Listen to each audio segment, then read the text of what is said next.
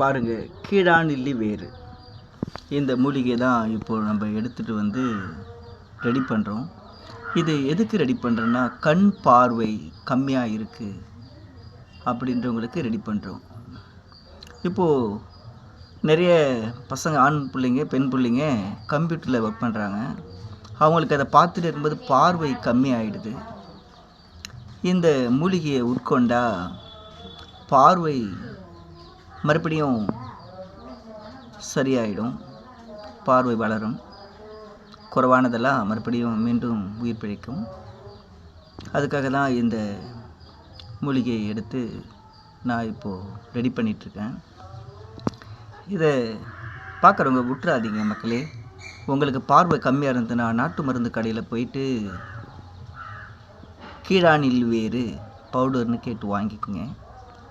இல்லை கீழாநெல்லி வேறு உடைய புது வச்சுருப்பாங்க, சுண்ணம் வச்சுருப்பாங்க, இதை படம் பண்ணிலாம் ரெடி பண்ணி வச்சுருப்பாங்க. அவங்ககிட்ட கேட்டு வாங்கி சாப்பிடுங்க. கண் பார்வை கண்ணாடி போட தேவையில்ல, கண்ணாடி போட தேவையில்லை. இதை சாப்பிட்டோம்னா கண்ணாடி போட்டாக்கா அந்த பார்வை அப்படியே தான் இருக்கும். ஒன்றும் குறையாது, சில பேருக்கும் குறையும், அப்படியே இருக்கும் கண்ணாடி. அந்த பார்வை குறைஞ்சது தான். அதே பார்வையோடு தான் நீங்கள் லைஃப் ஃபுல்லாக இருக்கணும். நீங்கள் இந்த மூலிகை எடுத்துக்கிட்டிங்கன்னா கண்ணாடி போட தேவையில்லை, தலைவலி வராது, சைனஸ் பிரச்சனை சரி பண்ணும். இந்த பவுடராக்கி கருஞ்சீரகம்